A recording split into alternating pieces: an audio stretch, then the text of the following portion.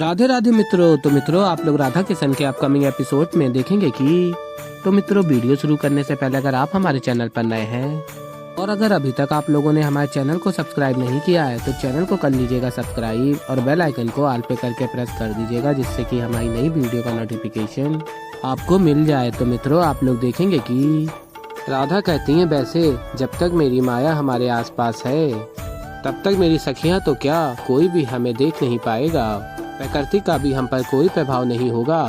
और फिर कृष्ण कहते हैं, ठीक है इस बार तुम्हारी विजय हुई, किंतु एक बात तुम भी भूल रही हो, गोपा देवी बनकर मैं पहले ही तुमसे जान चुका हूँ कि तुम्हारे स्वप्न का राजकुमार कैसा है, माया।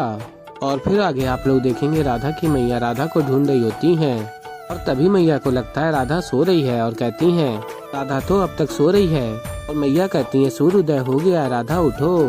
और फिर मैया राधा को उठाने जा रही होती हैं, तभी ब्रजभान जी आ जाते हैं और कहते हैं, रुको रहने दो ना, थोड़ी देर और सोने दो ना उसे, अब थक गई होगी ना। और तभी मैया कहती हैं, आर्य आपने तो ना इसका शिष्टाचार ही नष्ट कर रखा है, राधा से राधा रानी बना रखा है।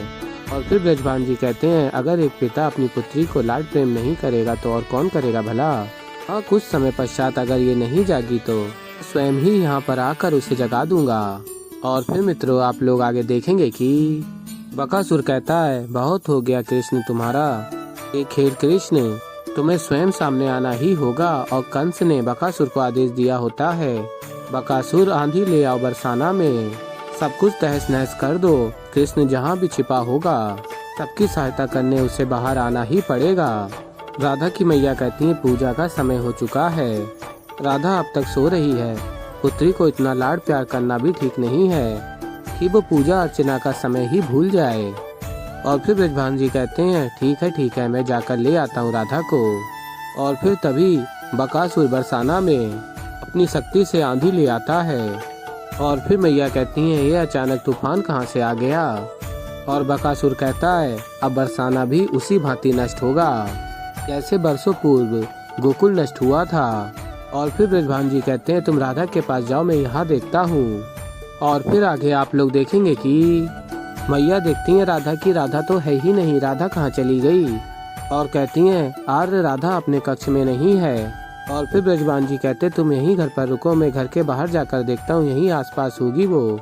और फिर राधा की माँ कहती हैं, मैं भी आपके साथ चलूंगी आर्य, जब तक मैं राधा को नहीं देख लेती मुझे शांति नहीं मिलेगी। और फिर आगे आप लोग देखेंगे कि राधा कहती हैं, कृष्ण वहाँ मैया घर पे तुम्हारी प्रतीक्षा कर रही होंगी, तुम घर लौटो मैं यहाँ सब संभाल लूंगी। कृष्ण कहते हैं, नहीं राधा, मेरे माँ बाबा वहाँ वृंदावन में सुरक्षित हैं, तुम्हारे माँ बाबा उन्हें सुरक्षा की आवश्यकता है और वो मैं करूँगा, कृष्ण के रूप में ना सही गोपा देवी बनकर ही सही। और फिर कृष्ण गोपा देवी के भेष में आ जाते हैं। और फिर मित्रों आप लोग आगे देखेंगे कि बकासुर अपनी शक्ति से आंधी लाकर बरसाना में हर जगह तबाही ला रहा होता है और राधा के मैया बाबा राधा को ढूंढ रहे होते हैं।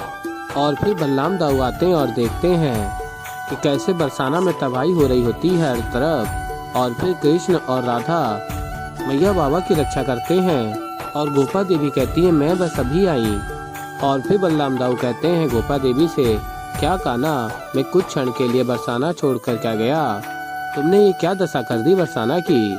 और फिर कृष्ण कहते हैं, इस परिस्थिति में आपको व्यंग सूझ रहा है दाऊ, अभी जाइए आप इस आपदा को संभालिए, मैं यहाँ संभालता हूँ। और फिर बलराम दाऊ कहते हैं, ठीक है अब इस आंधी को तो मैं देखता हूँ। और फिर बकासुर कहता है, अब तो बरसाना के सभी लोगों को बचाने हेतु तुम्हें सामने आना ही होगा कृष्ण। और कृष्ण स्मरण कर रहे होते हैं, हमारी भेंट होने से पूर्व तुम्हारी भेंट किसी और से होनी है बकासुर। और फिर आगे आप लोग देखेंगे बलराम दाऊ देखते हैं बकासुर को और कहते हैं, हो इतना अधिक उपद्रव, किंतु ये भूमि उपद्रव के लिए है ही नहीं, असुर देखो ये कितने भोले भाले सज्जनों की भूमि है, सज्जनों की इस भूमि की रक्षा करने का उत्तरदायित्व मेरा है। और फिर बलराम दाऊ सभी की रक्षा करते हैं और बकासुर को परास्त करते हैं। और बकासुर कहता है, अवश्य ही ये कोई कृष्ण की माया है, मुझे उसे किसी और मार्ग से बरसाना से बाहर निकालना होगा। और बलराम दाऊ कहते हैं, चलो ये समस्या तो दूर हुई, अब मुझे कान्हा के पास जाकर एक अत्यंत महत्वपूर्ण प्रश्न पूछना है। और फिर आगे आप लोग देखेंगे कि दाऊ कहते हैं, अरे बताओ ना कान्हा, कल राधा से तुम्हारी प्रथम भेंट कैसी रही?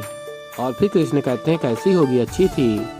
उसने मुझे नदी किनारे बुलाया, मैं गया, मिला, बस और क्या। और फिर दाऊ कहते हैं, बस, अच्छा।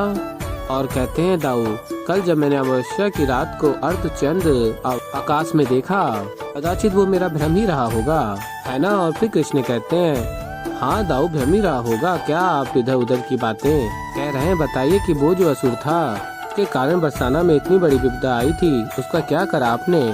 और फिर दाऊ कहते हैं, वो उसकी चिंता तुम छोड़ दो, उसकी माया को अभी के लिए मैंने नष्ट कर दिया है, किंतु मैं देख नहीं पाया कि वो था कौन। वायु में इतनी धूल थी कि कुछ दिखा ही नहीं ठीक से। और फिर कृष्ण कहते हैं, वो असुर कौन था? वो असुर बकासुर था दाऊ। और फिर दाऊ कहते हैं, बकासुर अर्थात वो बगुला। और फिर कृष्ण कहते हैं, अपने कर्म का फल भोगने वो यहाँ आया है, उसके पिछले जन्म का एक संबंध है, उसी के कारण। और कहते हैं, कृष्ण अभी के लिए उसे अपना कर्म करने दीजिए और हम अपना धर्म निभाते हैं। अभी तो वो बस इतना जानता है कि हम दोनों यहाँ हैं और कुछ नहीं जानता वो। और फिर दाऊ कहते हैं, अवश्य ही तुम्हारे मामा श्री ने ही भेजा होगा उसे। इसका अर्थ ये है कि एक बार पुनः वो आक्रमण करने का प्रयास तो अवश्य करेगा। और फिर बलराम दाऊ कहते हैं, कान्हा, बरसाना एक सुरक्षित स्थान नहीं है रहने के लिए, तुम्हें जाकर राधा से बात करनी होगी, ताकि वहाँ रहने वाले सभी लोग वहाँ से पलायन होने के लिए तत्पर हो जाएं। और फिर कृष्ण कहते हैं, मैं क्यों बताऊं, आप स्वयं भी बता सकते हैं राधा को। और फिर दाऊ कहते हैं, हाँ हाँ, राधा को ही क्यों, समस्त बरसाना को बता देता हूँ, समस्त संसार को ही क्यों ना बता दूं मैं। और फिर कृष्ण कहते हैं, आपकी और राधा की प्रथम भेंट का समय आ चुका है दाऊ। और फिर दाऊ कहते हैं, तुम सत्य कह रहे हो, राधा मुझसे मिलने नहीं।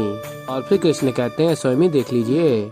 और फिर राधा आरती की थाल लिए खड़ी होती हैं और दाऊ अत्यंत प्रसन्न हो रहे होते हैं। और फिर आगे आप लोग देखेंगे कि राधा कहती है, दाऊ आप भले ही कृष्ण के साथ गोपा देवी के खेल में सम्मिलित थे, किंतु क्या ऐसा हो सकता है बरसाना में राधा अपने दाऊ का अभिनंदन ना करे।